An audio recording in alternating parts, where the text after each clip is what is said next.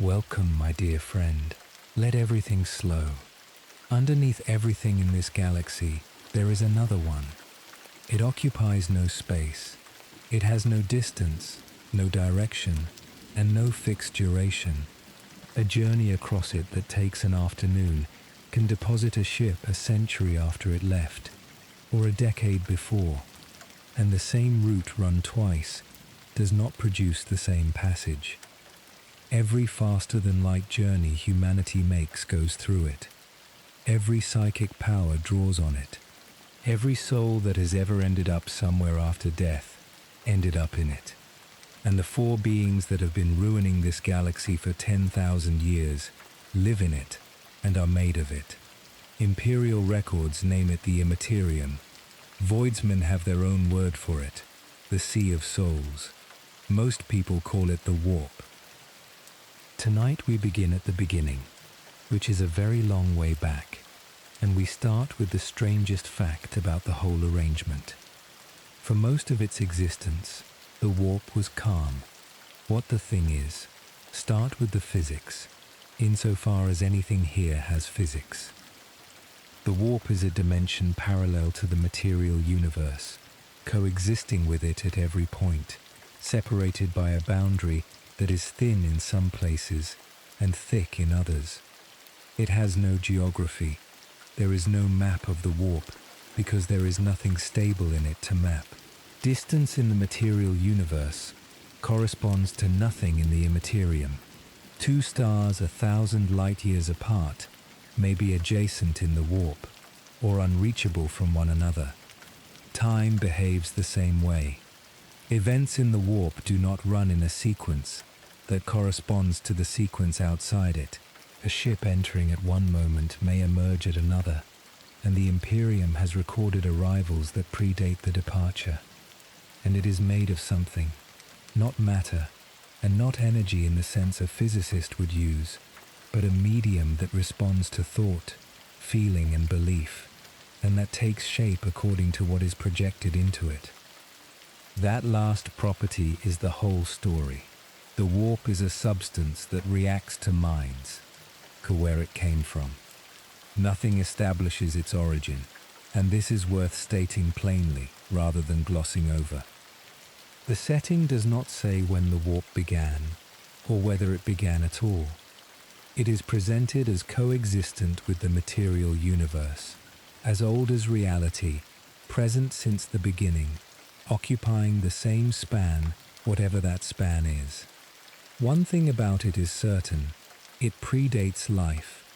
The warp existed before the first organism, before the first nervous system, and before anything anywhere had a thought. And in that condition, it was different from what it is now. That is the reconstruction the setting supports, drawn from what the oldest sources describe, and from the mechanism itself. Something built to answer thought, in a universe where nothing thinks, has nothing to answer. There were currents, there was motion of some kind, but there were no storms, no gods, no daemons, and nothing with intent, because every one of those things is made of the same material, and the material had not yet been given anything to work with. Consider the span involved. The material universe has been running for something in the region of 14 billion years. Complex life is a comparatively recent development, and sentient life more recent still, which means the overwhelming majority of the warp's existence was empty and quiet, and everything this series will describe belongs to a thin slice at the end. The warp has been a nightmare for a fraction of its history. For the rest of it, there was nothing in there at all. The first ripples rape. Then something somewhere had an experience. The moment the first creature felt fear, or hunger, or the desire to continue existing, that feeling registered in the Immaterium, not as an event, but as a disturbance, a small deformation in a medium that had never been deformed. One organism produces nothing measurable. 1 billion organisms across 1 billion worlds, feeling ordinary things continuously for 100 million years, produce a change in the character of the whole dimension. The warp began to move, and the movement had shape, because the feelings had shape. Fear produces one kind of disturbance, and rage produces another, and across enough time and enough creatures, the disturbances began to collect according to type. This is the mechanism that in time produces gods, and this channel described the outcome at length in another series. What belongs here is the process, and the process is slow, blind, and entirely automatic. Nobody decided any of it. Nothing intended it. A medium that reacts to minds was exposed to minds, and it reacted. Soul's Owl. One consequence of that arrangement deserves its own section, because it changes the stakes of everything. A creature with a mind has a presence in the warp, not a metaphorical presence, an actual counterpart in the other dimension, tied to the physical body while the body lives. That is what a soul is in this setting. No theology attaches to it, and nothing about it is a reward or a moral quantity. It is the warp side aspect of a thinking thing. When the body dies, the connection breaks, and what was tethered goes into the Immaterium and disperses, which means the warp has been receiving the souls of every dead thinking creature in the galaxy for the whole span in which anything anywhere has been able to think, and every one of those arrivals has added something to what is in there. The sea is not a metaphor. The warp is filled, and what fills it came out of us. Why some minds reach in.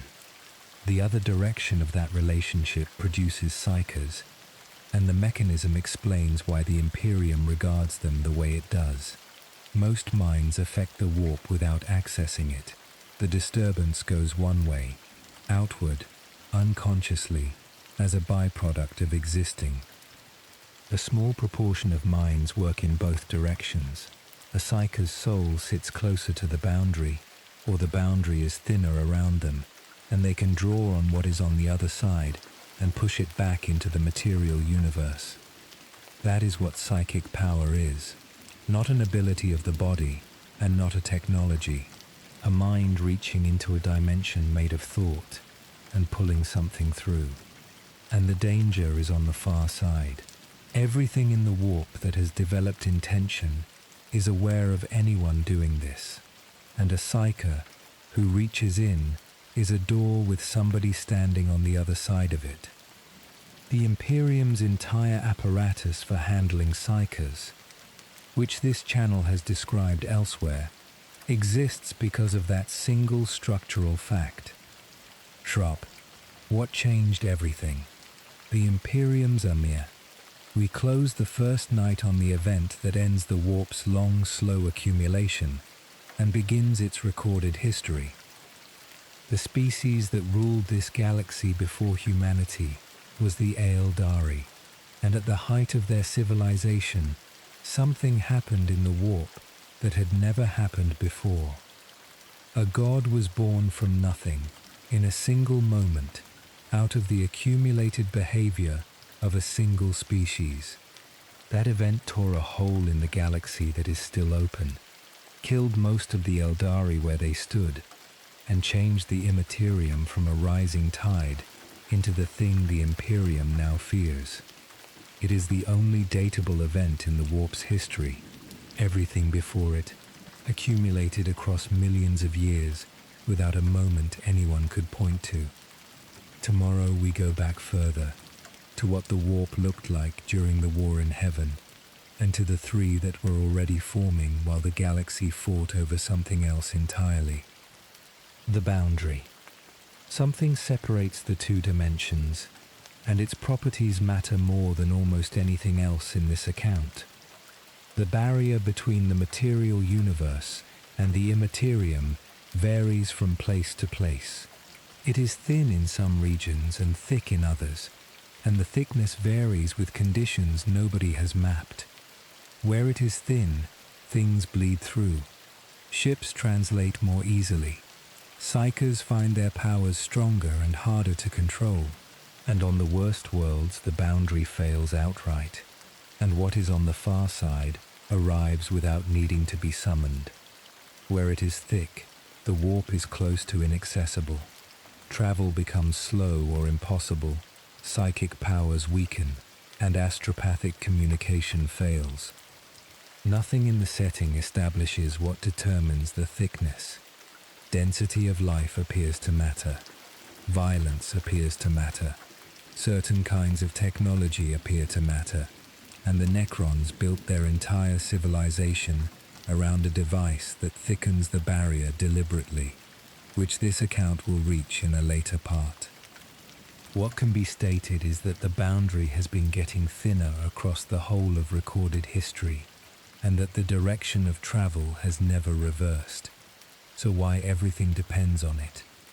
Before we go further, the practical stakes, because the warp is not an abstraction to anybody living in this galaxy. Interstellar travel requires it, because no faster-than-light drive works at scale in the material universe. A ship crosses distance by entering the Immaterium, moving through a dimension where distance means nothing, and re-entering real space somewhere else.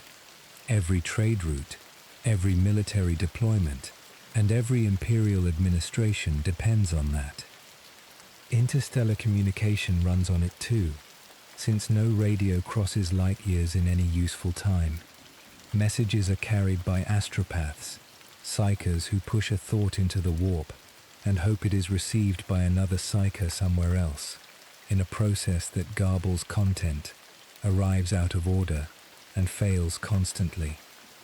And the Imperium's ability to do either of those things depends on a beacon that this account covers in a later part, maintained at a cost that would horrify anyone who examined it, which produces the arrangement that defines this setting. A galaxy-spanning civilization runs entirely on access to a dimension it does not understand, cannot map, and shares with things that want to come through. Take away the warp, and the Imperium collapses into 10,000 isolated worlds within a generation. Leave it in place, and the Imperium is permanently exposed to everything living in it. There is no third option, and there never has been. What lives there? A word on the inhabitants, kept brief here because another series on this channel gave them a full account. Intent fills that place now. What accumulated across the long ascent of sentient life did not stay formless. It collected, concentrated, and at some point began to act. The four great powers are the largest of those concentrations. Beneath them sit smaller ones in enormous numbers, and beneath those, the daemons, fragments of the powers, given shape by what they are made of. None of them were designed. None of them arrived from outside. Every one is an accumulation of feeling, given enough time and enough sources, and the feelings came from ordinary creatures having ordinary experiences. That relationship is the thing this series will keep returning to. Nothing in there invaded from anywhere. Its inhabitants are a byproduct, and the production has never stopped. How little anyone knows. We should be honest about the state of knowledge, because the Imperium's ignorance is itself part of the story. The Adeptus Astra Telepathica handles astropaths. The Navis Nobilite handles navigators. The Inquisition handles the consequences when either goes wrong. And none of these institutions has a working theory of what the warp is. The Imperium can use it. It has procedures, rituals, safeguards, and 10,000 years of accumulated practice. What it does not have is understanding, and the difference shows in how the procedures are written, as prohibitions and rights, rather than as engineering. Nobody knows why time behaves as it does in there. Nobody knows what determines whether a voyage takes a week or a century. Nobody knows why the barrier thins. And the institution best placed to investigate any of it the one that studies the material world with the most rigor, regards questions of this kind as heresy. So the galaxy's dominant civilization crosses an ocean it has never charted. In ships it maintains by ritual, guided by a light it cannot explain, and it has been doing so for 100 centuries. The shape of what follows at. Before the first night closes, the road ahead. Tomorrow we go back 65 million years, to a war fought over something else entirely, and to what was quietly forming in the Immaterium, while the galaxy's oldest powers destroyed each other. Then to the event that has a date, a civilization at its height, a god born screaming out of its own behavior, and a hole torn in the galaxy that has never closed. Then to how anybody crosses this thing at all, and to the men who steer, and the fields that hold. Then to the light that makes it possible, and to what the light costs every day it burns.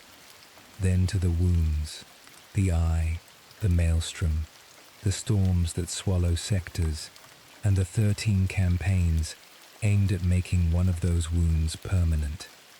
Then to the rift, and the day the galaxy was cut in half. And at the last, to what has been happening since, and to the question this whole account is built around, whether the warp is something that happened to us, or something we have been doing to ourselves since the first creature was afraid of the dark. Sleep well. 65 million years before humanity existed, this galaxy had a war. It was fought between the two most advanced powers that have ever occupied it, over questions this account will describe, and it lasted long enough that the word war stops carrying its ordinary meaning. Species were created to fight in it. Stars were used as weapons. The conflict ended with both sides destroyed, and the galaxy's balance permanently altered.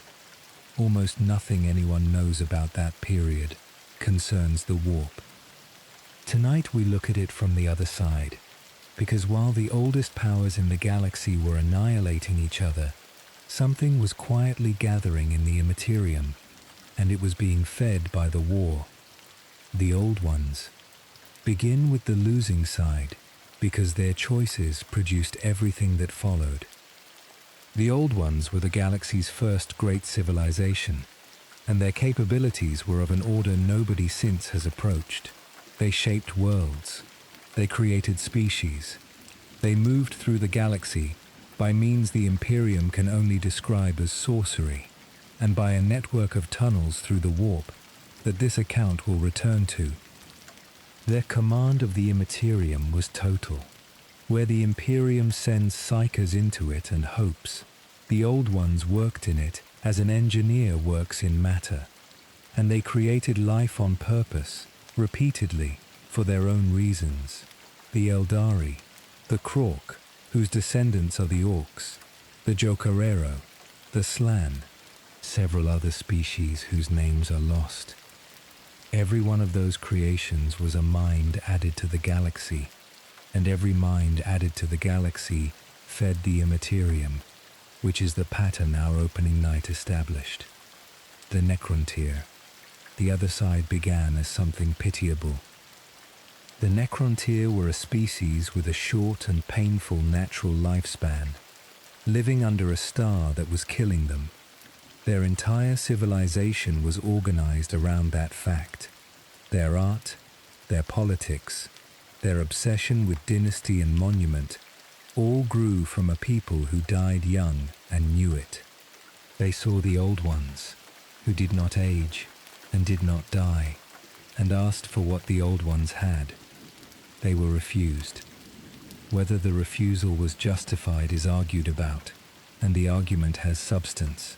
Immortality granted to a species already organized around resentment may have looked to the old ones like a bad idea. What is certain is the consequence. The Necrontyr went to war over it, and the war ran for millions of years, and they were losing. The Catan. Then they found something, and what they found is the most important fact in this account, for reasons that will take a moment to reach.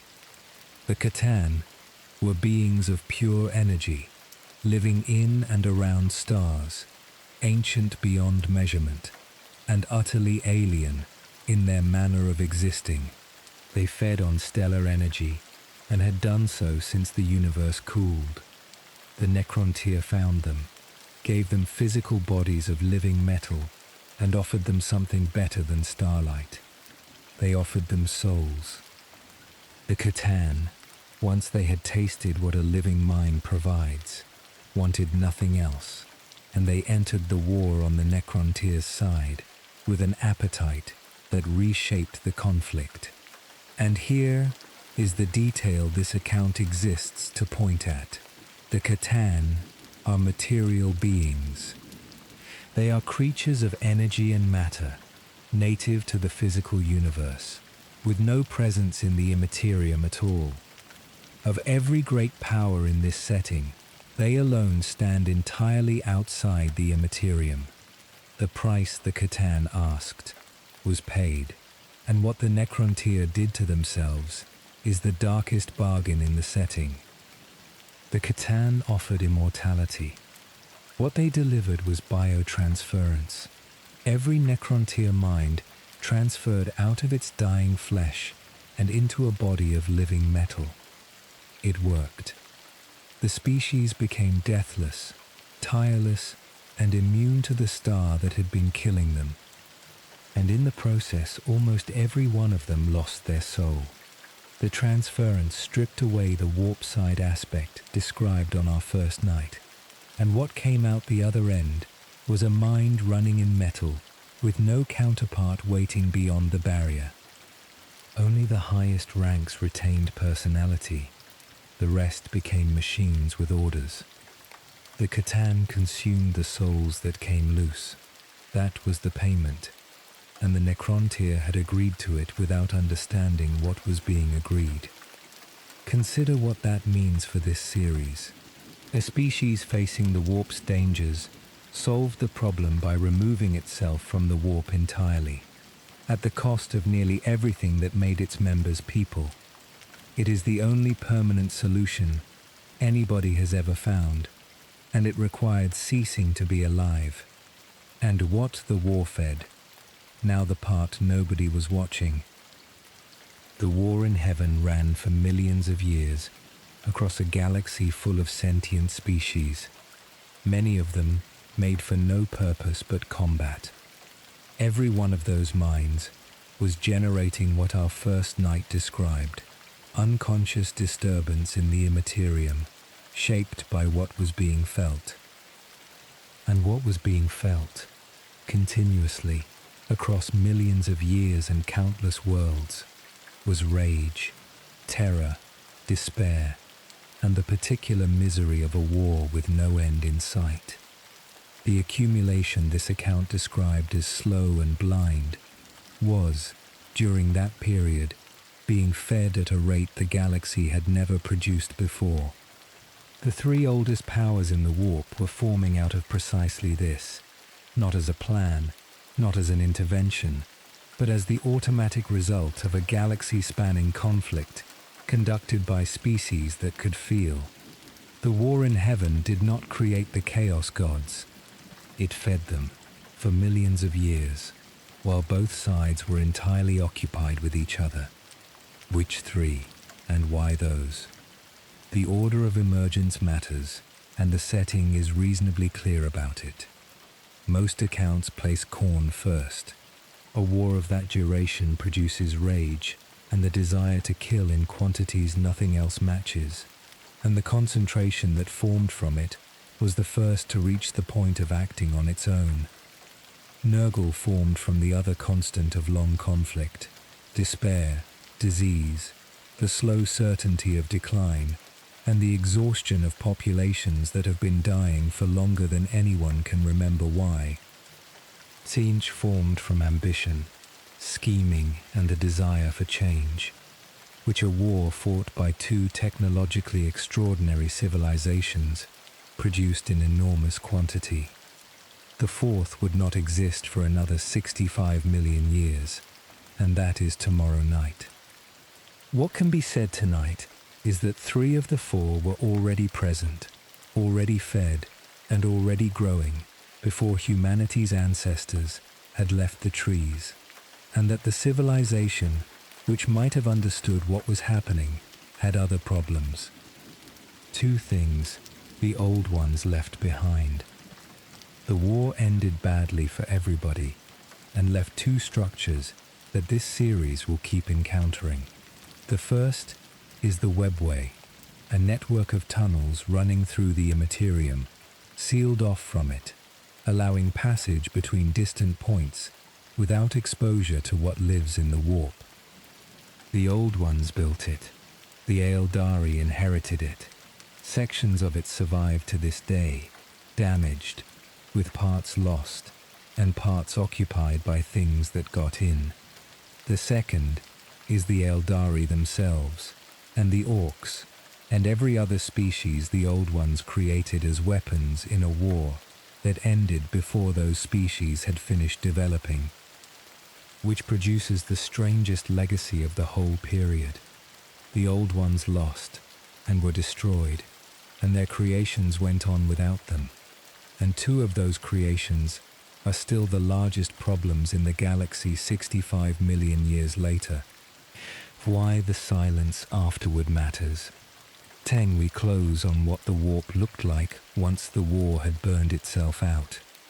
The Necrons, victorious in the sense that they were still there, went into the great sleep in their tomb worlds. The Catan were shattered by their own servants, for reasons that belong to another account.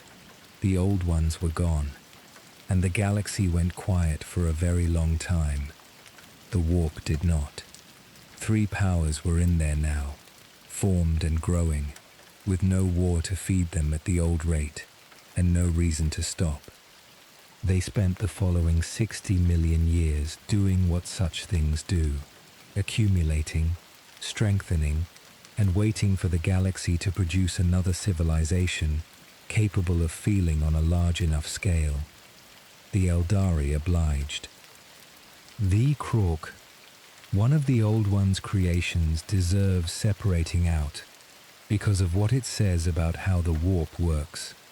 The Krork were built for war, enormous, fungal, reproducing by spore, engineered so that a defeated Krork army seeds the ground it died on and produces the next one.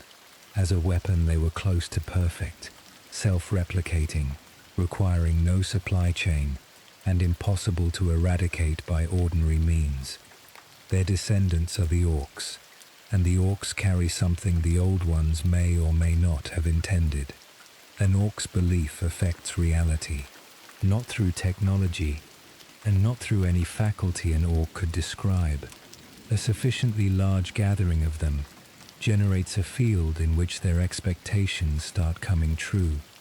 Guns that should not fire, do fire. Vehicles held together by conviction keep moving, and paint colors affect performance because the orcs are certain they do. That is a warp effect. The orcs are a species whose collective belief pushes into the Immaterium hard enough to alter what happens on this side, and they do it without a single one of them understanding that anything unusual is occurring, which makes them the clearest demonstration in the setting of the principle our first night set out. Minds shape the warp shapes reality, and a species that believes something loudly enough and in sufficient numbers can make it so. The orcs are not aware of any of this. That may be why it works. How long any of this took. The timescales deserve a moment, because they are easy to read past, and they change the character of everything. 65 million years separate the war in heaven from the present. For scale, on Terra, 65 million years ago is roughly when the dinosaurs ended. The war itself occupied millions of years within that span. Not a campaign, not a generation, not a century. A conflict lasting longer than most species exist. And the accumulation described tonight was happening across the whole of it, continuously, without any participant noticing. Weigh what that does to the idea of the chaos gods as enemies. Khorne did not decide to oppose anybody. Something that would later be called Khorne concentrated out of a war that lasted millions of years, at a rate too slow for any observer to detect within a lifetime, and by the time it was capable of intent, the process that made it had been running longer than the Eldari civilization would last in its entirety. Nothing in the warp happened quickly until the day something did, and that day is tomorrow night, to what the Old Ones might have known. There is a question the setting raises and declines to settle, and it belongs here. Did the Old Ones understand what was forming? They were the most warp-capable civilization the galaxy has produced. They built the webway, they created species with psychic aptitude, and their entire technology ran on manipulation of the Immaterium at a level nobody has approached since. A civilization with that command would notice a change in the medium it worked in. And there is a piece of circumstantial evidence pointing at yes, the webway itself is a system for crossing the galaxy without entering the warp, sealed against it, built at enormous cost by a species that could have traveled the Immaterium itself and chose not to. That reads like a precaution. Whether it was taken against what was forming, or against something else, or taken for plain convenience, the setting does not say. If they knew, they lost anyway. If they did not, then the galaxy's most warp-literate civilization was destroyed by a war that was quietly building the thing that would inherit everything. Like to me, the 60 million years of nothing. We close on the longest and least documented period in this account. Between the end of the war in heaven and the rise of the Eldari Empire lies a span of roughly 60 million years, and almost nothing is recorded about it. The Necrons slept. The Catan had been shattered. The surviving Old One creations spread, developed, and in most cases declined. The galaxy had no dominant power and no galaxy-spanning civilization, and for a very long time, nothing much happened anywhere, and the warp kept going. 3 powers, formed and self-sustaining, in a dimension fed by whatever minds the galaxy still contained, not growing at the rate the war had produced, but not shrinking either, and with nothing to interrupt them. 60 million years is longer than the entire history of everything else in this account put together. The Imperium has lasted 10,000. The Eldari Empire lasted a fraction of that. What was in the warp had 60 million uninterrupted years to settle into what it had become, and when the next great civilization arose and started producing feeling on a galactic scale, the powers waiting for it were already ancient. Sleep well. Tomorrow we come to the one event in the warp's history that has a date attached to it. Everything in this account so far has happened without a moment. The warp filled by accumulation across 100 million years. 3 powers gathered themselves out of a war longer than most species managed to exist. None of it has a date, because none of it had a day when it occurred. Tonight has a day. Roughly 10,000 years ago, in a single moment, something happened in the Immaterium that had never happened before and has not happened since. A god was born. A galaxy-spanning civilization died where it stood, and a wound was torn in the fabric between the 2 dimensions that has never closed and is still expanding.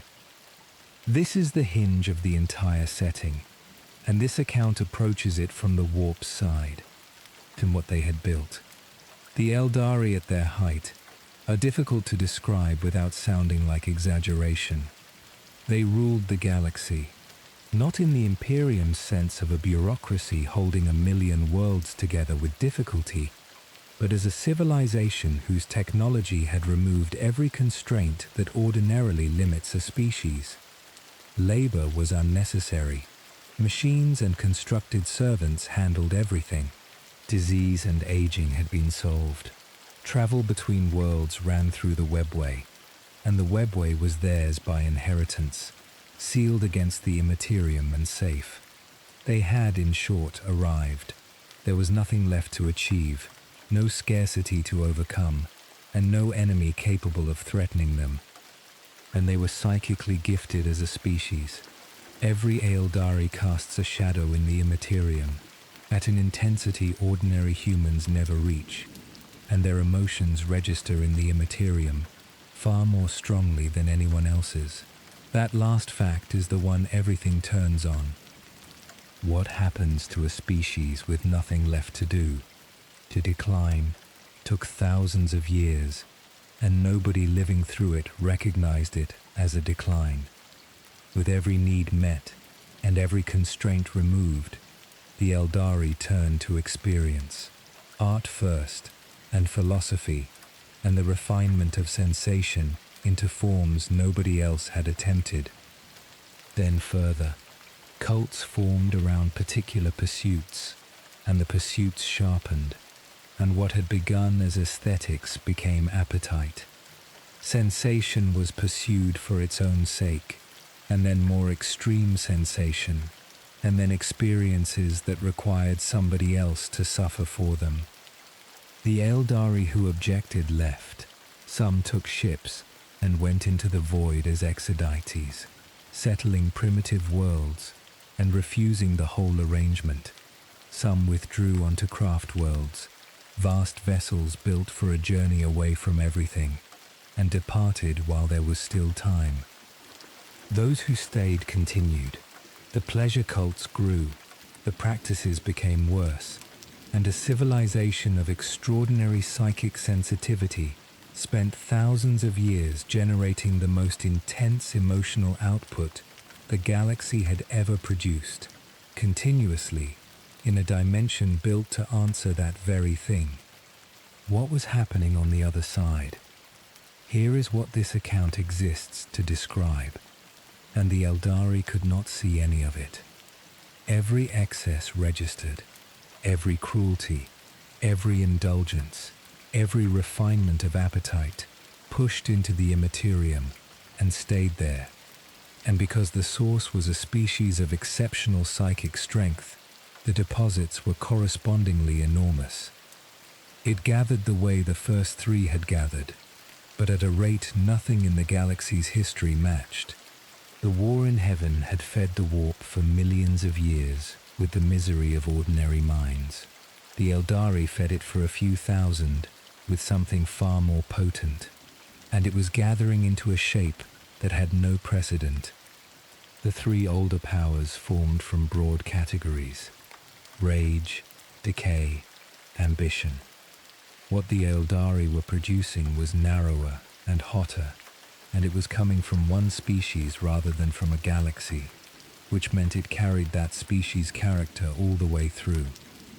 By the end, the thing forming in the Immaterium was less a god drawn from the galaxy than a portrait of the Eldari themselves, growing in the dark, fed by everything they did, from Mose. Then it woke up. The moment is described in the setting as a scream, and the description is literal on both sides of the boundary. Something in the Immaterium came into existence complete, in an instant, and the psychic shock of that arrival traveled outward through the warp and struck every Eldari in the galaxy. They died where they stood, not through violence. Their souls were torn out of them, in the same moment, across every world of the Empire. The great majority of a galaxy-spanning civilization ended in the time it takes to say so. Craft worlds far enough away survived. Exodites on primitive worlds survived, the rest did not. And in the center of the Empire, where the population had been densest And the practice is worst. The boundary between the dimensions failed altogether. The eye. What that failure produced is visible from anywhere in the galaxy. The eye of Terra is a region several hundred light-years across, in which the warp and real space have merged. There is no barrier there. The Immaterium is present, occupying the same volume as the physical universe, with no separation between them. Inside it, physics stops working in any consistent way. Planets orbit nothing. Time runs at different rates in different places, and sometimes runs backward. Ships that enter emerge centuries early, or late, or not at all. And it is where the demons live in numbers, because a region with no barrier is a region they do not need to cross into. Every Chaos Warband, every Traitor Legion, every Daemon world described in this channel's other series is in there, or came from there. The eye is the physical scar of the birth described tonight, and it has been the Imperium's central strategic problem for 10,000 years. It is also still growing. Clay, what the fall did to the webway. One consequence deserves separating out, because it destroyed the one safe thing the Eldari had. The webway was sealed against the warp. That was its entire purpose. As the second night of this account described, the Old Ones built a road across the galaxy that never touched the open warp at any point. The fall breached it. Sections collapsed.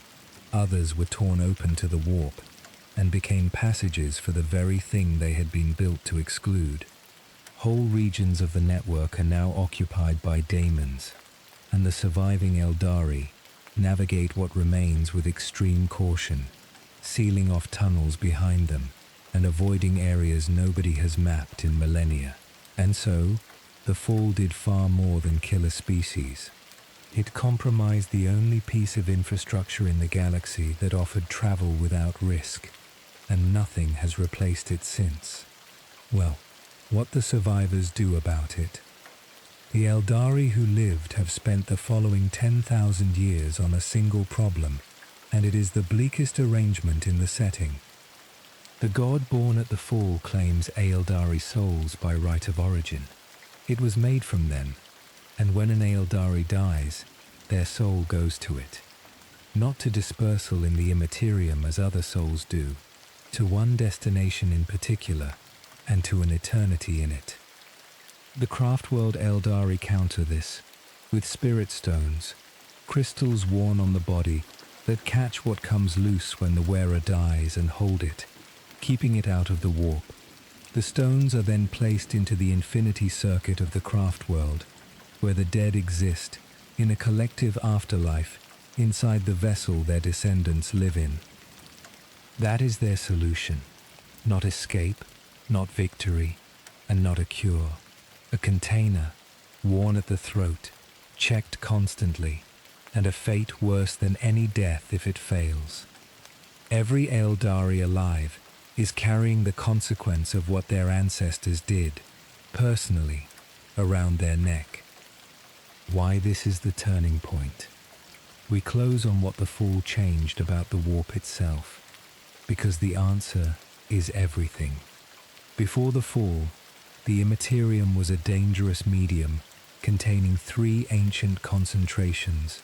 Travel through it was possible, the barrier held in most places. Psychers were rare and manageable. After the fall, the galaxy has a permanent hole in it, several hundred light-years wide, a 4th power with the strength of the other 3, a compromised webway, and a warp so disturbed that the following period is known as the Age of Strife.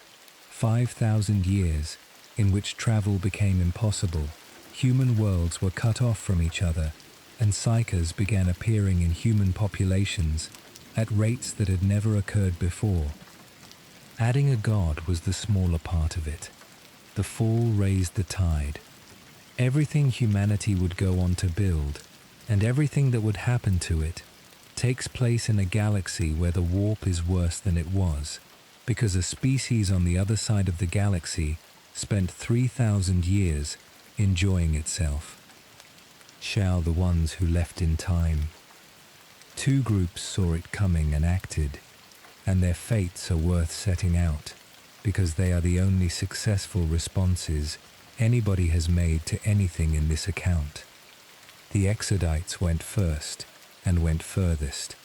They abandoned technology, took ships to primitive worlds at the edges of the empire, and set up agrarian societies with nothing of the old civilization about them. Their reasoning was that the problem was the way of life. Remove the excess, remove the leisure, remove the machines that made everything possible, and the species stops producing whatever was building in the dark. They were right. Exodite worlds survived the fall, and Exodites remain, farming, riding, living lives their ancestors would have found unbearable. The craft worlds went second and took more with them. Vast vessels, built over generations, carrying populations, art, records, and the accumulated inheritance of the civilization. They departed while the pleasure cults were still growing and were far enough away when the scream came. Both groups were laughed at. Both were regarded as reactionaries by a civilization that had solved every problem and could see no reason for restraint. Every surviving Eldari in the galaxy today descends from people who were ridiculed for leaving early. The ones who did not care. And there is a third group, and they are the reason this story has no clean moral. The Drukhari stayed. They were at the center of the worst of it, and when the fall came, they were not killed, because they had already withdrawn into the webway and were living in a city sealed inside it. Komorra sits in a fold of the network deep enough that the new god's gaze does not reach it, and the Drukhari have been there ever since, continuing everything that caused the fall. Their souls are still claimed. The thirst still takes them, and they hold it off by the means this channel described in another series, absorbing the suffering of others to replace what is drained from them, which produces the bleakest arrangement available. The Eldari who fled live under permanent discipline to avoid a fate they did nothing to cause. The Eldari who caused it found a way to keep going, and have been going for 10,000 years. Nothing in the setting resolves that. It sits there, unaddressed, as one of the reasons the craft world Eldari and the Drukhari regard each other the way they do. What the fall did to humanity. The fall happened to the Eldari. What happened next happened to everybody, and humanity took the worst of it. Human civilization at that point had spread across the stars during a period the Imperium remembers as the Dark Age of technology. Then the warp became impassable, and the Age of Strife began. Travel stopped. Communication stopped. Every human world in the galaxy was cut off from every other for roughly 5,000 years. And what happened to those worlds during the isolation was whatever their local conditions produced: collapse, tyranny, regression, extinction in a great many cases. And human psychers began turning up at rates nobody had ever recorded. That is the part this account cares about. The fall raised the tide, and a species that had produced them rarely began producing them without pause, without any institution existing to handle it. Untrained psychers on isolated worlds became doorways, and what came through them ended civilizations that had survived everything else. Humanity's entire subsequent history is a response to that period. The Emperor's Imperium, the Black Ships, the Astronomican, the whole apparatus of psychic control described in later parts of this account exists because of what the Age of Strife did to a species that had no defenses against a warp somebody else had disturbed. What nobody learned. We close on the lesson the galaxy did not take. Nowhere else does the galaxy show its own mechanism this plainly. Minds fill the Immaterium. The Immaterium turns on the minds that filled it. It happened in the open. A species with the highest psychic profile in the galaxy generated a god out of its own behavior within recorded history, and the god killed nearly all of them. Every civilization that came afterward has had access to that fact. The Imperium worships its emperor with a fervor that produces measurable effects in the Immaterium, and has never asked what those effects accumulate into. The Orcs believe things into existence continuously. Humanity generates emotion on a scale the Eldari never approached, because there are far more humans than there ever were Eldari. Nobody is doing anything about any of it, and the mechanism has not changed. The Eldari made a god by accident in 3,000 years. The species that replaced them has been at it for 10,000, in greater numbers, with no restraint whatsoever. Sleep well. Tomorrow we look at what it takes to cross this thing at all. A ship leaves one star and arrives at another. That sentence covers the single most dangerous routine activity in this galaxy, and it happens thousands of times a day. Cargo hulls, troop transports, pilgrim vessels, warships, all of them making the same crossing, and a proportion of them not arriving. Tonight we look at how it is done, because the method explains more about the Imperium than any account of its politics. What a warp drive does. Start with the mechanism, which is simpler than most people assume, and worse than it sounds. A vessel does not travel through the Immaterium in the way a ship travels through water. What a warp drive does is push the vessel out of the material universe entirely and into the other dimension, where distance has no meaning, and then bring it back out somewhere else. No part of that involves moving through the warp toward a destination. The vessel is displaced into a place where the ordinary relationship between here and there does not apply, held there for a period and returned. Which is why the arithmetic never works reliably. A journey that should take days takes months. A ship that translated after another arrives before it. Two vessels leaving the same port for the same destination on the same day can arrive years apart, and both crews will report an uneventful passage. There is no schedule anywhere in the Imperium that can be relied upon, and every institution in it has been built around that fact. The field. Between the crew and what is outside the hull, there is one thing, and it is the most important piece of technology in the setting. The Geller field is a bubble of real space generated around a vessel, holding the material universe's laws in place inside it, while the ship is inside the Immaterium. Without it, a ship entering the warp ceases to exist as a coherent object within moments.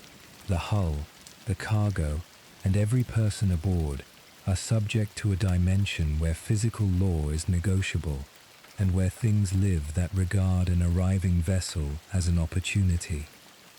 With it, the crew experience an ordinary voyage. Corridors stay corridors. Air stays air. The thing outside the hull is held at a distance, measured in meters, and the field is maintained by a technology the Imperium does not understand. Geller field generators are built to patterns inherited from the dark age of technology, maintained by the Adeptus Mechanicus through rites rather than engineering, and repaired by procedures that have been copied for 10,000 years without being examined. The Mechanicus can keep them running. It cannot explain them, improve them, or build a better one. Every human being who has ever crossed between stars has done so inside a bubble whose principle nobody living comprehends. When it fails, Field failures are the reason voidsmen are the way they are. A generator that drops for a fraction of a second admits whatever is nearby. A generator that drops for longer admits more. And the failure does not need to be total. A weakened field lets things through by degrees, in ways the crew notice slowly and cannot account for. The Imperium's records of what follows are extensive and consistent. Sections of the ship become somewhere else. Crew members change. Corridors that led one place lead another. Time inside the vessel stops matching itself from deck to deck, and voices come through the vox from compartments that no longer exist, and the ships come out again. That is the part that matters institutionally. A vessel that suffers a field failure and translates back into real space with something aboard is a delivery mechanism, and the Imperium has procedures for arriving ships that have been out of contact, which involve boarding parties and, when required, destruction from a distance. Space hulks are the extreme form, agglomerations of vessels lost in the warp for centuries, fused together, drifting out of the Immaterium at intervals with whatever has been living inside them. The navigators. Even with the field holding, somebody has to steer, and this is where the arrangement becomes strange. A navigator is a human mutant with a third eye in the forehead. Neither metaphor nor implant. The Navis Nobilite are a distinct human lineage, carrying a mutation that has bred true for at least 10,000 years. The third eye perceives the warp, where an ordinary human sees nothing at all in the Immaterium. A navigator sees currents, structures and hazards, and one particular thing that everything else in this account has been building toward: the light of the Astronomican. Their gaze is also lethal. A navigator's third eye kills an ordinary human who looks into it, which is why they keep it covered and why they live apart. The Navis Nobilite are organized into great houses.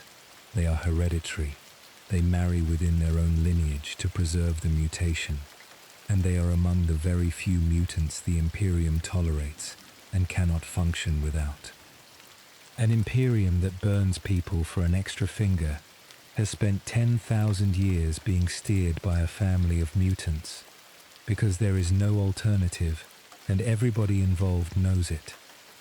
Show what the job consists of. The job is worth describing properly, because it explains why the Imperium cannot replace them. The navigator sits in a chamber at the top of the ship, with the third eye uncovered, looking into the Immaterium, while the vessel is inside it. What they are watching for is the Astronomican, which is tomorrow night's subject, and what they are avoiding is everything else. Storms, currents that would carry the ship somewhere unintended, and the attention of things that notice a vessel passing. They are the only reason a route can be plotted at all. Without a navigator, a ship can make short jumps by dead reckoning, blind, with the destination as a rough estimate.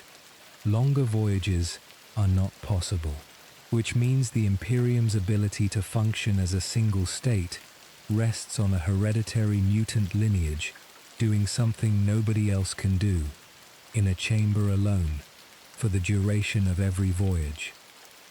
If the Navis Nobilite ceased to exist, the Imperium would fragment within a generation. Nothing in the setting suggests anybody has a contingency for it. The ones who speak across it. Communication has its own arrangement and its own cost. An astropath is a sanctioned psyker, trained to send and receive messages through the Immaterium. They are the Imperium's only method of interstellar communication, and the method is imprecise in ways that shape everything. Nothing about it works like text. A message is pushed into the warp as an impression, and received on the other end as an impression, and what arrives is colored by the sender, the receiver, the conditions in the Immaterium during transit, and the distance involved. Messages arrive garbled. They arrive incomplete. They arrive in the wrong order, or years late, or before they were sent. And the receiving astropath's interpretation is itself an act of translation, performed by a person whose mind is exposed to the warp at the moment of reception, which produces the Imperium's central administrative condition, described elsewhere on this channel, in the series on the Astra Militarum. Every order, every report and every request for help crosses the galaxy as a dream passed between blind mystics, and everybody acting on that information is working from something that arrived distorted. Nor what this costs. We close on the accounting because the crossing has a price and it is paid continuously. Every astropath is a psyker, and every psyker is a door. The Imperium's communication network is staffed by people whose exposure to the Immaterium is their qualification, and a proportion of them are lost to it. Every navigator spends every voyage with his eye open on a dimension that contains things capable of looking back. Every voyage is undertaken inside a bubble that the Imperium maintains by ritual, on ships whose crews know in detail what happens when the ritual fails. And every one of those arrangements exists because the alternative is a galaxy where no world can reach any other. The Imperium of Man is a civilization that has chosen, continuously, for 10,000 years, to keep sailing an ocean it cannot chart, because the only other option is to stop being an Imperium at all. What the crews are like. The people who make these voyages deserve a section, because a civilization's attitude to a risk shows in the people it asks to take it. Void crews are born aboard. A cargo hauler's population is generational. Families living their entire lives inside a hull, working the decks their parents worked, buried in the same ship. Many of them never set foot on a planet. They are superstitious, to a degree that Imperial officials find embarrassing, and that Voidsmen regard as the accumulated evidence of 10,000 years. Certain phrases are not said during transit. Certain doors are not opened. Sections of older vessels are sealed off and left sealed, and the crew will tell you why, in terms an administratum adept would record as ignorance. And the superstitions are usually correct about something, even when the explanation attached is wrong. A corridor that people avoid on a 100-year-old hull is often a corridor where something happened, and the ship's memory of it survives as a rule rather than as a record. Nobody teaches them the physics because nobody has the physics. What they have instead is practice, handed down, and a very clear understanding of what waits beyond the plating. How long a voyage takes of.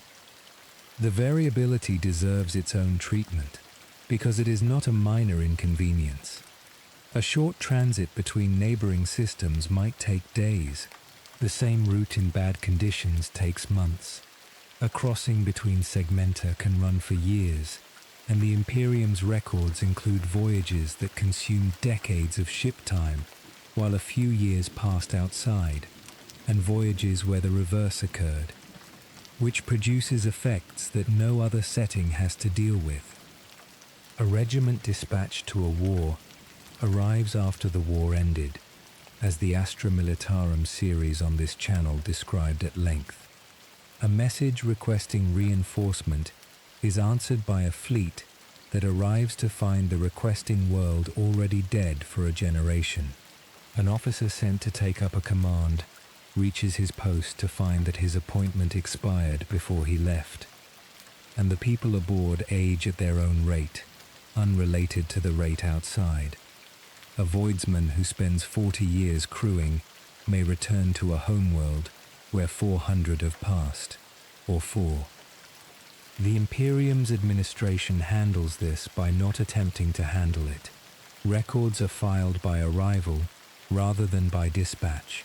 Everything is approximate, and the vast machinery described in the Astra Militarum account grinds on with figures that were wrong when they were written. The ships that do not come out, some. We should record the losses because they are the largest uncounted casualty figure in the setting. A proportion of vessels entering the warp never emerge. There is no wreckage, no distress signal, and no investigation. A ship translates out of real space on a known date, at a known point, and is never seen again by anybody.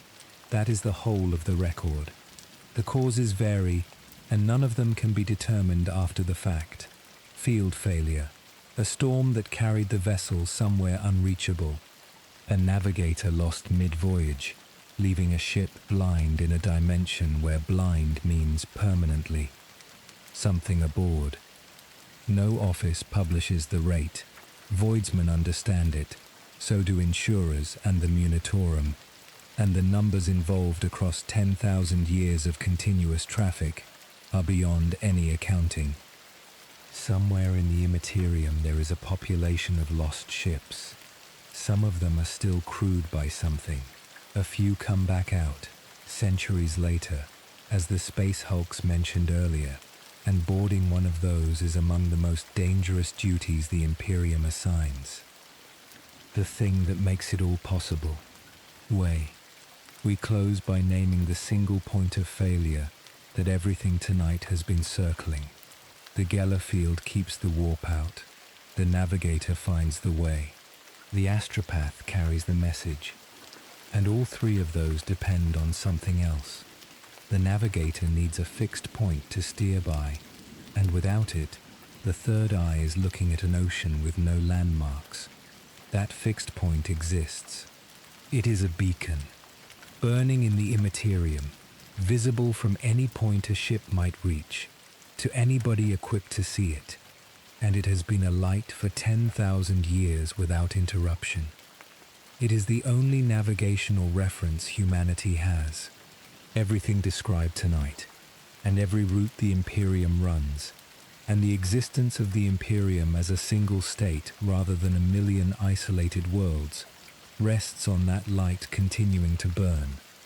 What it is, who maintains it, and what it consumes every single day is tomorrow night. Sleep well. Tomorrow we look at the light they steer by, and at what it burns. There is a light burning in the Immaterium.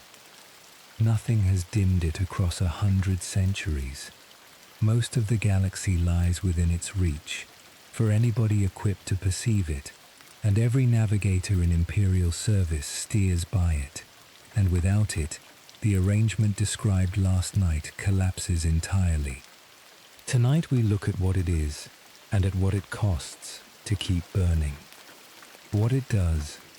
Start with the function, because the function explains the price. The Astronomican is a psychic beacon. It projects into the warp from a single point on Terra, and what it provides is a fixed reference in a dimension that has none. Everything else in the Immaterium moves, shifts, or has no position at all. The beacon does not. A navigator looking into the warp sees it, knows where Terra is relative to their vessel, and can plot a course from that one certainty. Remove it and a navigator has nothing to fix on, an ocean with no shore in any direction. Its reach extends across most of the galaxy, and the edges are where it becomes interesting. The light does not carry with equal strength everywhere. It thins with distance, and beyond a certain range it fails altogether, and the regions where it cannot reach are the regions the Imperium has never held.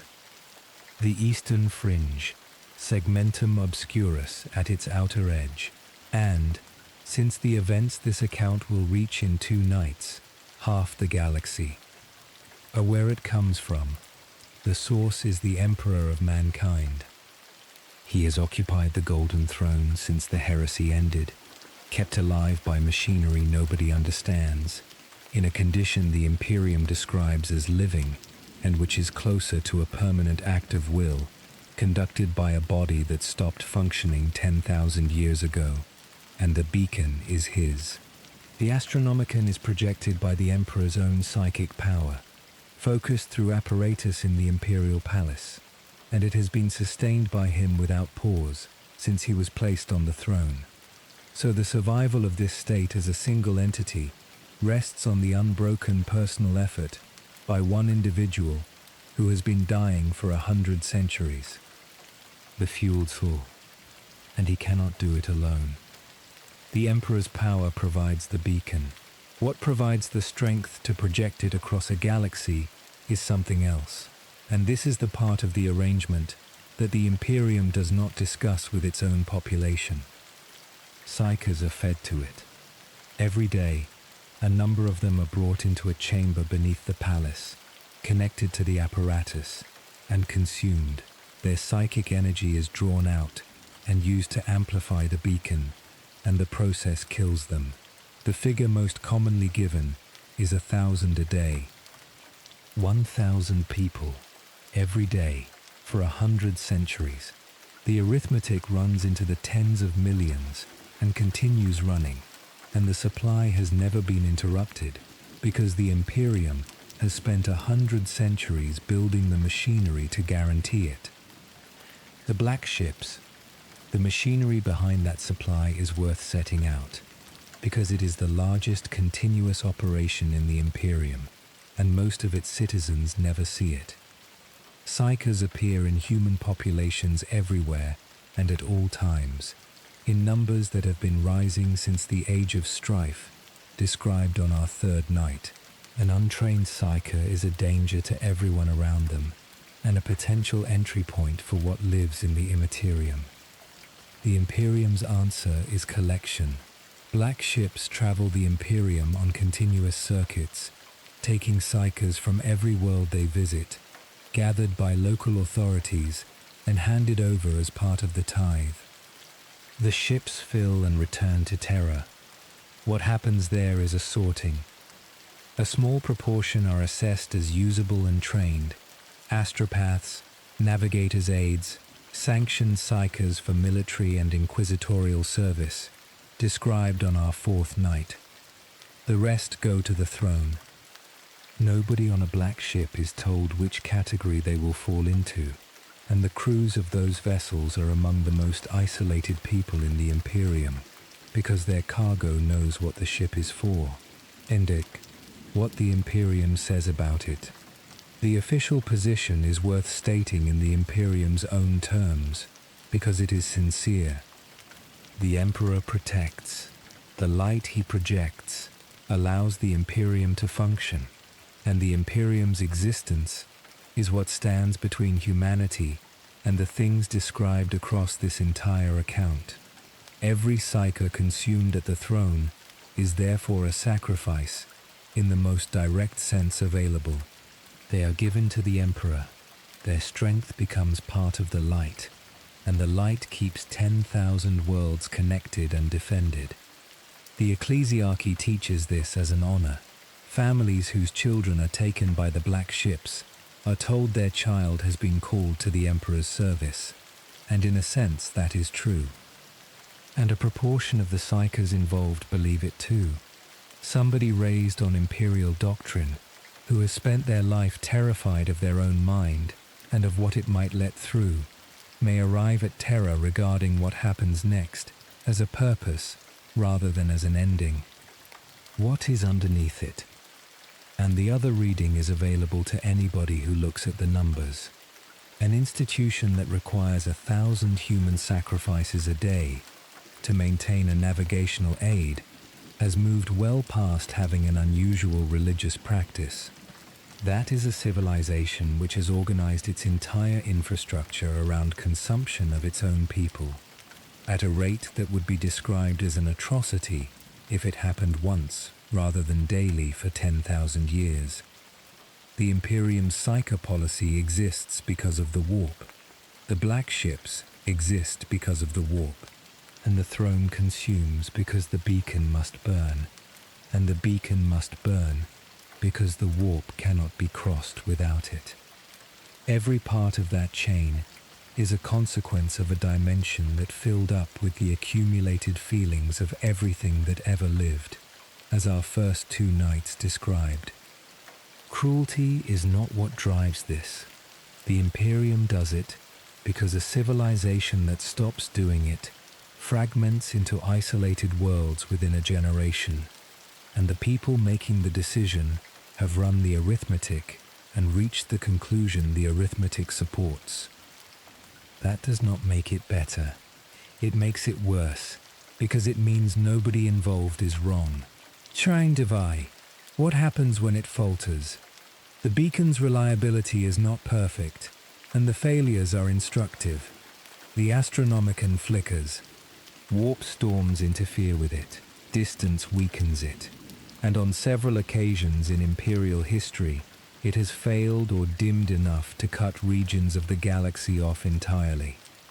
When that happens, the affected sectors go dark. Ships cannot navigate. Astropathic messages stop arriving. Worlds that were part of an interstellar civilization in the morning are alone by nightfall, with no way of knowing whether anybody else survived. The Imperium's records include regions that were cut off for centuries and rediscovered later, having developed in isolation into something the Administratum then had to decide what to do with. And in the current era, this has happened to half the galaxy at once. That is 2 nights from now. What the light really is, we close on the point tonight, has been circling. The Astronomican is a warp phenomenon. It is a psychic projection into the Immaterium, sustained by the concentrated will of one mind of immeasurable strength, and fed by the consumed strength of thousands more, which places it in the same category as everything else in this series. The Chaos Gods formed from accumulated feeling, pushed into the warp by countless minds across millions of years. The Astronomican is accumulated psychic strength pushed into the warp by one institution, on purpose, without pause, for 10,000 years. The mechanism is the same, only the intent differs.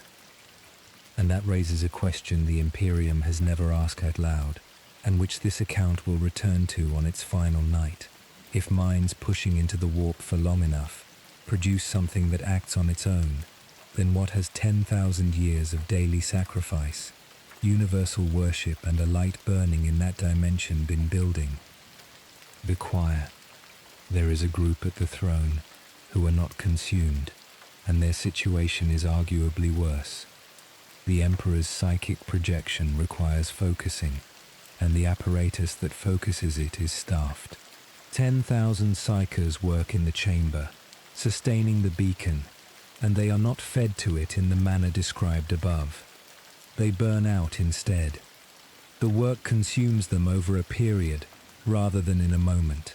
A psyker assigned to the Astronomican's choir has a service life measured in months, and what ends it is exhaustion of a kind that no rest reverses. The mind is being used as a conduit for something far larger than it, continuously, until there is nothing left to conduct with. They are replaced from the same supply as everything else, which produces a chamber under the Imperial Palace, where 10,000 people are being used up in rotation, permanently, to focus a light for ships they will never see, in a room they will never leave. The Imperium regards service in the choir as the highest honor available to a psyker, by its own logic that is consistent. The custodians and what they guard. One more detail about the throne belongs here, because it says something about what the Imperium believes it is protecting. The Golden Throne is guarded by the Adeptus Custodes, described at length elsewhere on this channel. Warriors made individually, rather than in batches, each one crafted over decades, the finest soldiers the Imperium possesses. They do not leave. For 10,000 years, The Custodes barely left the palace at all, and their entire purpose was to stand around a machine, keeping one man alive. And what they were guarding, in practical terms, was the Imperium's navigation beacon. Strip away the theology and the arrangement reads plainly. The most expensive soldiers ever produced by human civilization spend their existence protecting a lighthouse, because the lighthouse going out ends everything. The Custodes would put it differently. They would say they guard the Emperor. Both descriptions are accurate, and only one of them is operational. The machine underneath, the throne itself, deserves a section, because its condition is the largest unspoken problem in the setting. It is a machine out of humanity's lost golden age, adapted for a purpose it was never built for, keeping a body alive that stopped being alive by any ordinary measure 100 centuries ago. It is also failing. The Mechanicus maintains it. It cannot repair it, because the technology exceeds anything the Imperium can now produce, and components that fail are replaced with substitutes that work less well. The rate of degradation has been rising. Everybody with the clearance to know this knows it. The implications are not discussed, because there is nothing useful to say about them. If the throne fails, the Emperor's body dies, the Astronomican goes out, and every consequence described across tonight and last night follows at once. Ships stop moving. Messages stop arriving. 10,000 worlds become 10,000 isolated planets in the same afternoon. And the second consequence is worse, because the Emperor on that throne is also holding something closed beneath the palace, and that belongs to a later part of this account. Why this is the center of everything. We close by putting the beacon where it belongs in this series. Our first night described a dimension that responds to minds. Our second, 3 powers formed by accumulation over millions of years. Our third, a 4th power made in a single moment by one species' behavior. The Astronomican is humanity doing the same thing on purpose. It is a deliberate, sustained, institutional projection of psychic force into the Immaterium, running continuously for 10,000 years, fed by the strength of tens of millions of people, focused through one mind of unprecedented power. Nobody else in the galaxy has attempted anything on that scale. The Eldari never built one. The Necrons removed themselves from the warp rather than working in it. The Orcs generate their effects without intent and without structure. Humanity alone has been pushing into the Immaterium with intention at industrial scale for 100 centuries. Everything this account has described about how the warp fills up applies to that. Sleep well. Tomorrow we look at the wounds, the places where the warp has come through and stayed. The barrier between the two dimensions varies in thickness, as our first night described. In most of the galaxy it holds. Ships cross with a field and a navigator, psychers work under supervision, and the Immaterium stays on its own side of a boundary nobody can see. In some places, it does not hold at all. Tonight belongs to the wounds, regions where the Immaterium has broken into the material universe and stayed there, and at the campaign that has been trying to join them together. The II. The largest was described on our third night and deserves proper treatment here. Our third night gave the origin. What matters tonight is the interior. Inside the eye, physical law is provisional. Worlds hang without orbits. Stars burn colors that belong to no spectrum. A fleet crossing from one part of it to another can find that a century has gone by in the place it set out from, or that it has arrived before it departed. And the whole volume is inhabited. Daemons exist there without needing to be summoned. because summoning is the act of crossing a barrier, and there is no barrier. Daemon worlds form, shaped by whichever power holds them, and their landscapes reflect their owner rather than any geology. The traitor legions retreated into it after the heresy, and have been there ever since. And time behaving as it does explains something the Imperium finds hard to accept. Chaos Space Marines who fought at Terra are still alive, still fighting, and in some cases have experienced only a fraction of the 10,000 years that have passed outside. The Maelstrom. There is a second wound, and its origin is different. The Maelstrom sits toward the galactic center, smaller than the eye and older, and nothing in the setting explains what made it. It predates the fall. It may predate humanity. Its character differs too. Where the eye is dominated by the traitor legions and their long war against the Imperium, the Maelstrom is chaotic in the ordinary sense. Warbands, pirates, renegades, and no single authority holding any of it for long. The Imperium contains it as best it can. Fleets patrol its edges. Worlds along its border maintain permanent readiness, and raids come out of it constantly. What matters for this account is what its existence establishes. The Eye was made by an event with a date. The Maelstrom was not made by anything anybody can name, which means the barrier can fail without a species doing anything to cause it. Tup. Warp storms. Between the permanent wounds and the ordinary state of things sit the storms, and they are the reason the Imperium's map is provisional. A warp storm is a disturbance in the Immaterium, severe enough to make travel through it impossible in the affected region. They arise without warning, persist for periods ranging from days to millennia, and subside without explanation. While a storm is running, the region inside it is cut off. Ships cannot translate, astropathic messages fail, and the barrier weakens, which means worlds inside a storm are exposed to whatever pushes at them from the other side.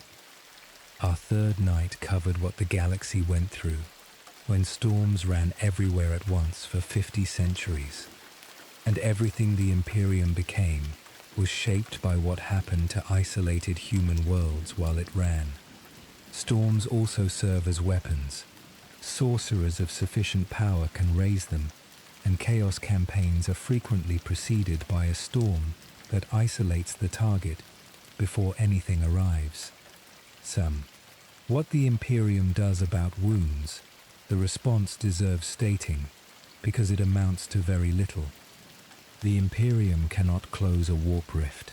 It has no method, no theory, and no example of ever having done so. What it can do is contain. Fleets patrol the borders of the Eye and the Maelstrom permanently. Fortress worlds sit astride the approaches, and the Imperium accepts the permanent existence of two regions from which its enemies emerge at intervals, because the alternative would require capabilities it does not have. Cadia was the most important of those fortress worlds, and its position was the reason. It sat at the mouth of the only reliably navigable route out of the Eye, which made it the most fought-over planet in the galaxy for 10,000 years, and produced the population described in this channel's Astronomican series, a world where every citizen was raised for a siege that never ended. The pylons. There is one exception to the Imperium's helplessness, and it did not know it had it. Cadia's surface was covered in structures nobody built and nobody could explain. Black pylons, enormous, arranged in patterns across the whole planet, made of a material imperial science could not identify and could not damage. They had been there before humanity arrived. The Imperium built around them, garrisoned the world for 100 centuries, and never established what they were for. They were Necron, blackstone constructions, from the era described on our second night, built by the species that answered its own Immaterium problem by ceasing to have a presence there at all. And their function was to hold the barrier. The pylons stabilized the boundary between dimensions across a wide region, which is why the Eye of Terra had a navigable mouth at Cadia rather than expanding through it, and why the Imperium's containment strategy worked for as long as it did. The Imperium was standing on the machinery that made its position possible for 10,000 years without knowing. The 13 campaigns. Somebody did know, and his campaign is what tonight has been moving toward. Abaddon the Despoiler has launched 13 Black Crusades out of the Eye of Terra across 10,000 years. The Imperium recorded the first 12 as failures, enormous invasions that caused terrible damage, achieved no permanent territorial gain, and withdrew. That reading is wrong, and the corrected reading was set out at length in another series on this channel. What the 12 campaigns were doing was preparation. Artifacts recovered, positions established, particular worlds attacked for reasons that made no sense at the time. And the objective was Cadia, not to conquer it, to break the pylons. What the 13th achieved, the 13th Black Crusade came out of the Eye in force, and the fighting on and around Cadia was the largest engagement of the era. The Imperium held, in the way it usually holds, at enormous cost, for a period, with reinforcements arriving in a sequence dictated by warp travel rather than by need. Then Abaddon brought a fortress down onto the planet. The impact did what 10,000 years of siege had failed to do. Cadia broke, and the pylon network broke with it, and the thing the pylons had been holding stopped being held. The Imperium's response, delivered by an officer who understood what had just happened, has become the phrase that outlived the world. Cadia stands, even if it falls. The world did fall. What followed was worse than anybody had predicted. Followed what came out. We close on the consequence, because it is the largest single event in the setting's recent history, and tomorrow night belongs to it entirely. With the pylons gone, the boundary in that region gave way. The Eye of Terra did not expand in the ordinary sense. Something tore, and the tear ran, and what opened was not a widening of an existing wound, but a new one, extending across the galaxy from the Eye toward the far side. The Imperium calls it the Cicatrix Maledictum, the Great Rift. It cut the galaxy in half, and it did so in a period measured in months, and nothing anybody has since attempted has closed a meter of it. Shape Daemon worlds. The planets inside the wounds deserve description, because they demonstrate what happens when the barrier is absent for a long period. A daemon world is a planet inside the Eye, or the maelstrom, that has been shaped by whichever power holds it. Not colonized, shaped. The landscape itself reflects the entity that owns the place, and it changes when that entity's attention changes. A world under corn is a plain of brass under a red sky, and the ground rings when anything walks on it. A world under Nurgle is warm, wet, and covered in growth that is always at the point of turning. A world under Tsainch does not stay the same shape long enough to be mapped. Populations exist on some of them.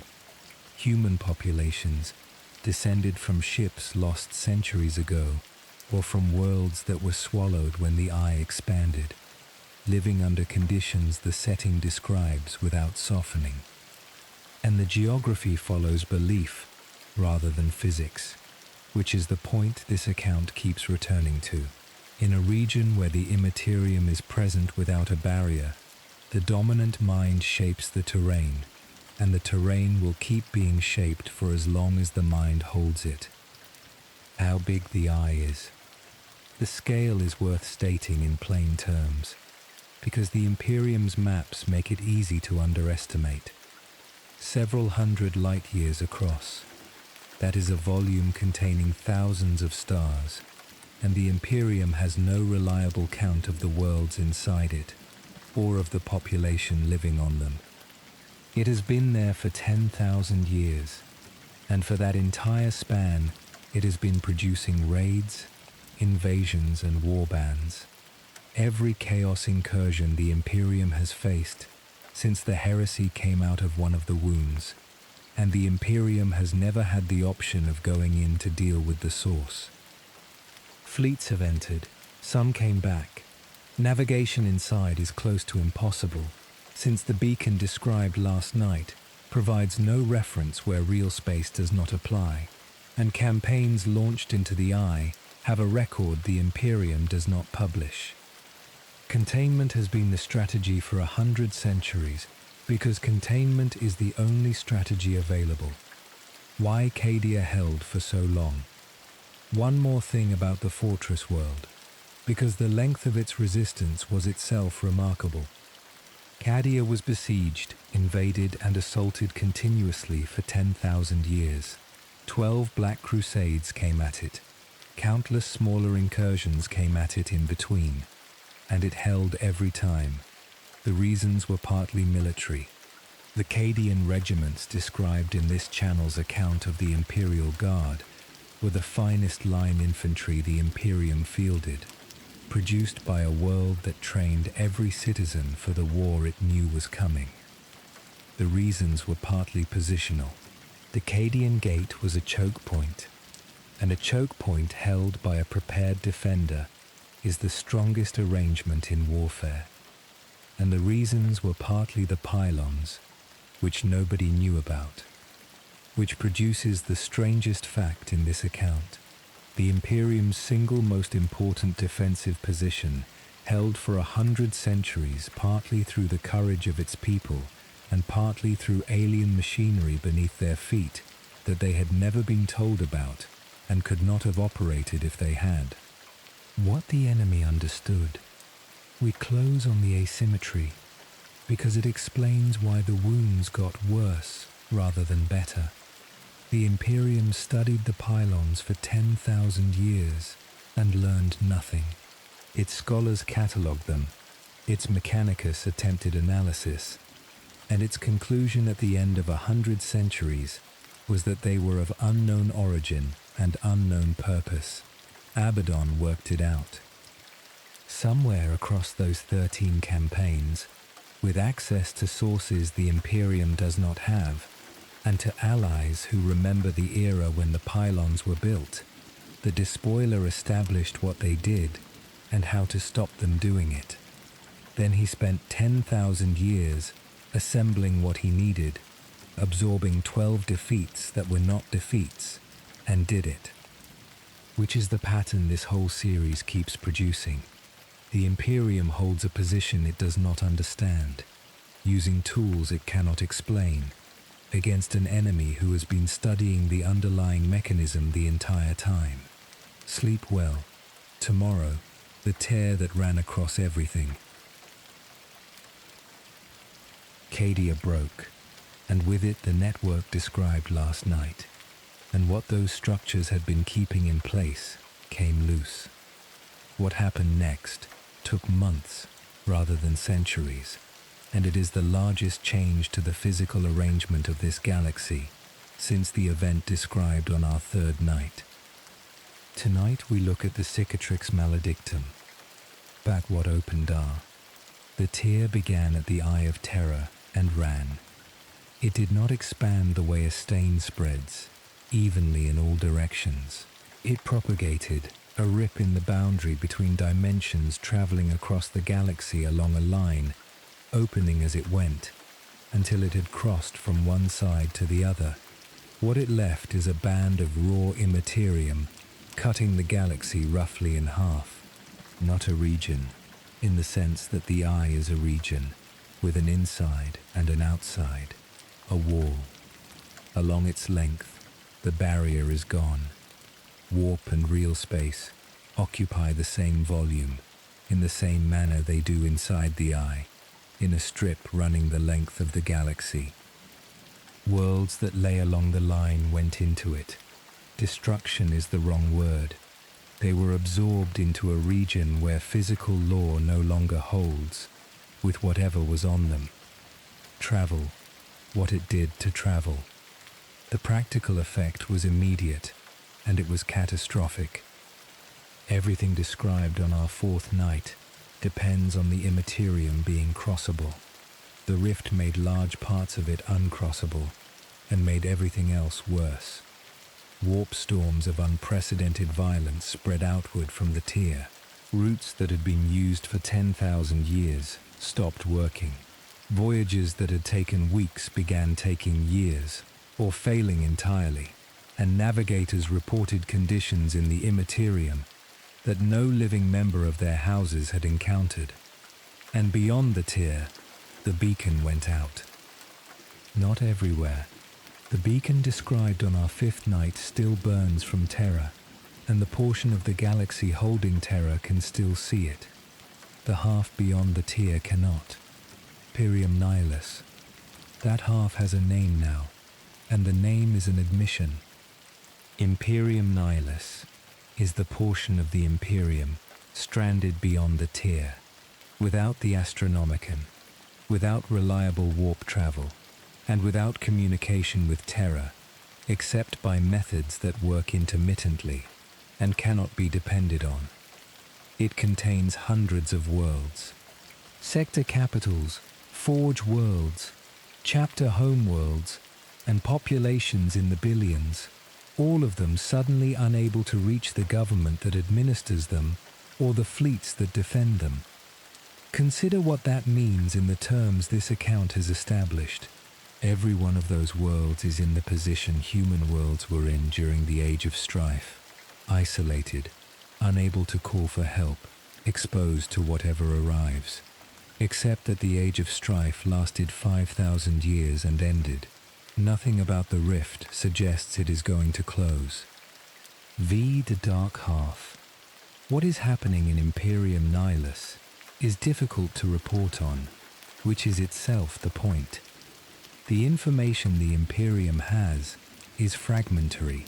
Ships that make the crossing bring what they can. Astropathic messages arrive from the far side occasionally, garbled and out of sequence. What can be established is that a great deal of it is gone. Worlds have fallen to invasions nobody could reinforce against. Populations have starved because food shipments stopped. Systems have declared independence, or been taken by chaos, or descended into whatever local catastrophe followed the loss of contact. And in places the Imperium is holding, run by whoever held command when the lights went out, fighting a war they cannot report on to an authority that cannot reply.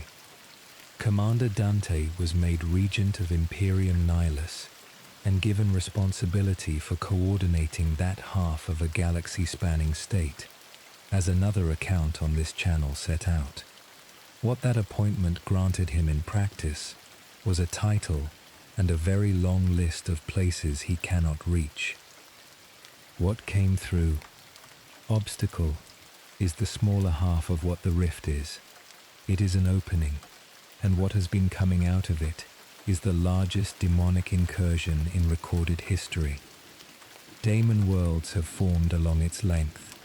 Warbands have poured out of it into systems that had never seen a chaos incursion, and the barrier's weakening extends well beyond the rift itself, which means regions nowhere near the tear have seen manifestations, possessions and breakthroughs at rates the Inquisition cannot process. In a smaller degree, the rift has done to the whole galaxy what our third night described happening to one empire. Every psyker is stronger and less controllable. Every summoning is easier. Every world with a weak spot in its local barrier has become a candidate for something arriving, and the Imperium's psyker apparatus described on our fifth night, is handling a caseload it was never designed for. The psychic awakening. One consequence deserves its own name, because the setting gave it one. The rise in psychic activity following the rift is called the psychic awakening, and it is happening to every species in the galaxy at once. Human psychers are appearing in greater numbers and manifesting more strongly. The Eldari have seen the emergence of the Yanari, followers of a newly woken god of the dead, which is the first thing resembling good news that species has had in 10,000 years. The orcs have grown louder. The Necrons have stirred in tomb worlds that were not scheduled to wake. And the Imperium's own institutions are changing in response. The Sisters of Silence have been reactivated in numbers. The Grey Knights are busier than at any point in their history, and worlds that never produced a single psyker in a century are producing them monthly, which is the mechanism this series described on its first night, running faster. The warp responds to mines. The barrier between dimensions has been breached along the length of the galaxy, and the relationship between the two sides has become more direct than it has been at any point since the fall. Raft, what the Imperium did about it. The response is worth stating, because it is the largest mobilization in 10,000 years, and it does not address the problem. Rabute Gilliman returned, and the Indomitus Crusade launched. Fleets sent out from Terra to reconnect what could be reconnected, reinforce what could be reinforced, and hold the line where the line still existed. It has achieved a great deal. Worlds have been relieved. Routes have been reopened. The Primaris Marines described elsewhere on this channel were introduced in numbers, and the Imperium's military position is better than it was in the immediate aftermath. None of that closes the rift. The Imperium has no method for repairing the boundary between dimensions. As our sixth night established, it did not have one when the Eye opened 10,000 years ago, and it does not have one now. What it has is a crusade to manage the consequences, and the consequences are permanent. What this means for the story. We close by placing the rift in the sequence this account has been following.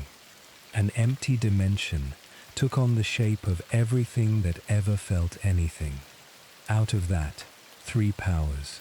A fourth was made in a moment by a species at its height, and tore a hole that never closed. 10,000 years later, that hole was used as the starting point for a tier that crossed the entire galaxy, which means the trend across the whole of this account has run in one direction. The barrier has never thickened. No wound has ever closed. Every event described across 7 nights has made the Immaterium more present in the material universe than it was before, and nothing has ever reversed a meter of it. The Imperium's position at the end of the 41st millennium is worse than at any point in its history, and no particular enemy accounts for it. The cause is the mechanism our opening night set out.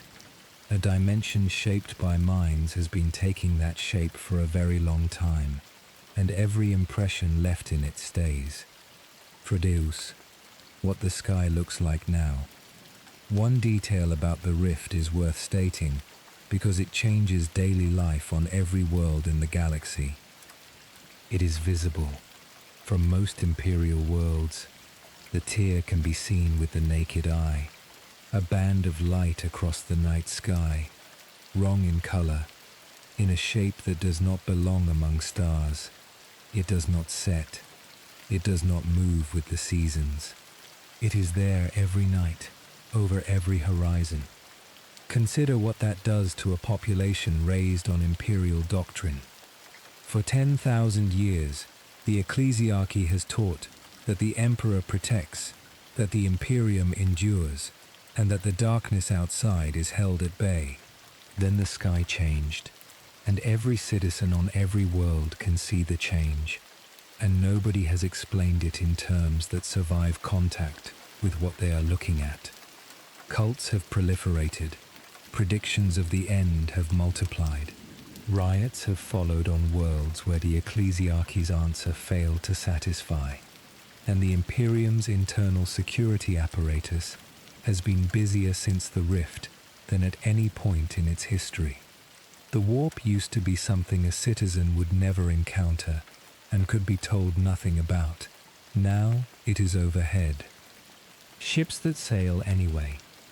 The state of warp travel after the Rift deserves a section because the Imperium has kept sailing and the cost has risen. Routes that worked for 10,000 years no longer work. Navigators trained on charts inherited across generations find those charts describing an ocean that has changed shape. And the light they steer by, described on our fifth night, is unreliable near the Terra and absent beyond it. What the Imperium has done is press on with worse odds. Losses have risen sharply. Voyages take longer and fail more often. Ships arrive at the wrong destination, or in the wrong century, or carrying something that got in when a field flickered, in conditions no generator was built for. And the traffic continues, because the alternative described on our fourth night has not changed. A civilization that stops crossing, stops existing as a civilization. So the Imperium is running the same operation at a higher failure rate, indefinitely, and treating the additional losses as a cost of doing business. The Ynnari, one development within the galaxy's oldest tragedy, deserves marking, because it is the only thing in this account that points anywhere hopeful. The Aeldari have been paying for the fall for 10,000 years, as our third night described. Souls claimed at death, spirit stones as the only defense, and an entire species living under a sentence its ancestors incurred. In the Rift's aftermath, something woke. Ined is a god of the dead, formed in the infinity circuits, built out of every Aeldari soul stored in them across 100 centuries. The theory held that Ined would wake when the last Aeldari died. The psychic awakening woke it early, and a movement formed around it. The Ynnari hold that this new power can destroy the one their ancestors made, and lift the sentence our third night described. Whether they are right is not established. The mechanism is what concerns us, and it has not varied since our opening night. A species pushed something into the Immaterium continuously for 10,000 years, and it became something that acts. Their first god arrived unasked for and destroyed them. The second was assembled deliberately, and nobody knows what it will do. What has not changed? Change. We close on the constant, because 7 nights have produced a great many events, and only one pattern. A barrier has never thickened. Not once, in the whole of this account, the warp filled and never emptied. The 3 formed and never diminished. The fall opened a wound that never closed. The age of strife receded, but left a galaxy with more psychers in it than before. The eye has never shrunk. The rift has not closed a meter. Every event in this series has moved the relationship between the 2 dimensions in the same direction, and nothing has ever moved it back. The Necrons found the only exception, and our second night described the price. Stepping out of the equation entirely, and losing almost all of what they were. Everybody else has been living on a boundary that gets thinner, in a galaxy that keeps producing minds, in a dimension that keeps responding to them. Sleep well. Tomorrow, the last night, and the question this whole account has been built around. Our first night opened on a dimension that stayed quiet for almost the whole of its existence. Tonight we ask what it is, and the question has 2 answers that the setting has never chosen between. The 2 readings. Set them out plainly. The first holds that this is a place. It existed before life. It will exist after. And what lives in it now got there by processes that had nothing to do with anybody's choices. The gods are inhabitants. The barrier is a feature of the universe. Sentient species stumbled into an ocean that was always there and have been drowning in it ever since. The second holds that it is a product. It was empty until minds filled it. Everything in it now was made by feeling, pushed across the boundary by creatures that had no idea they were doing it, accumulating for 100 million years. The gods are not inhabitants but deposits. The ocean was made by the people swimming in it. Both readings account for the evidence. This account has been assembling the case for the second one for 7 nights, and it should now assemble the case against Ogun, the case that we made it. Take the evidence for the second reading first, because it is strong. Slanesh has a date. That is the single most important fact in this entire account, and our third night was built on it. A god came into existence in a moment, out of what one species had spent 3,000 years doing, within recorded history, and everybody in the galaxy knows the mechanism. If one was made that way, the others could have been. The 3 older powers map cleanly onto categories of feeling, which is what one would expect from deposits, and not what one would expect from independent beings. Rage, decay, ambition, those are human words for human experiences, and the powers that carry them behave in ways that make sense as concentrations rather than as persons. Daemons take shape according to emotion rather than evolution, as the Chaos God series on this channel laid out. Their forms follow their content. The orcs demonstrate the mechanism running in real time, as our second night set out. A species whose collective belief alters reality without any of them understanding it. And the Astronomican demonstrates it running deliberately. Humanity has been pushing psychic force into the Immaterium at industrial scale for 10,000 years, on purpose, and our fifth night described what that consumes, the case that it was always there, and now the other side, which the setting takes seriously. The oldest sources do not describe 4 powers, they describe 1. Certain Necron records, and certain things the Eldari preserve from before the fall, refer to a single entity, the primordial annihilator, present in the Immaterium since before the war in heaven, ancient and singular. If that is accurate, then the 4-way division might be a costume rather than a fact. Something that was already there might have taken shapes that mortals could recognize, because a species that can name a thing can worship it, and a thing that is worshipped is fed. The Necron's behavior supports this reading. Our second night described a species that answered the problem by stepping out of the Immaterium altogether, and the choice implies they regarded the Immaterium as a hazard that predated them, rather than as a thing their own civilization was building. They were there. They saw the state of the warp 65 million years ago, and what they did about it was the most extreme act of self-mutilation in the setting, which is difficult to explain if the danger was still forming. Why it cannot be settled. The 2 readings are not distinguishable from inside, and the reason is structural. A god that formed from accumulated feeling, and a god that has always existed, would behave identically. Both would respond to worship. Both would grow when fed. Both would appear in the shapes their worshippers expect, because the medium they exist in takes shape from minds either way. There is no test. Nobody in the galaxy is positioned to run one, and the entities involved are not answering questions. The practical consequences run the same either way. Whether the warp was filled by us, or merely occupied by us, It responds to what we do. It has been doing so across an unimaginable span, and nothing it takes on ever leaves. The origin question changes the blame. It does not change the arithmetic. What the Emperor was trying to do. There is one figure in this account who understood the mechanism and acted on it, and his project deserves stating because it failed.